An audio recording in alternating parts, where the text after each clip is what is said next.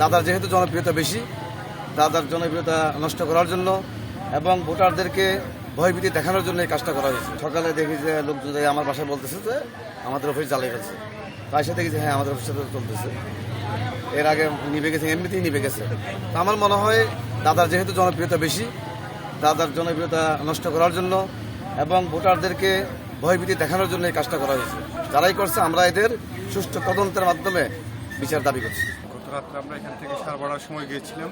আমাদের ৩০ আসনে মনোনীত প্রার্থী জনাব সাসিম ফিরোজ জেলেদার জন উল্লাস দেখে মানুষের প্রতিহিংসা জেগে আসছে। যারা নির্বাচন বানচাল চাইছে, অথচ তারাই হয়তো এই ঘটনার অকাঙ্ক্ষিত ঘটনা ঘটাইছে।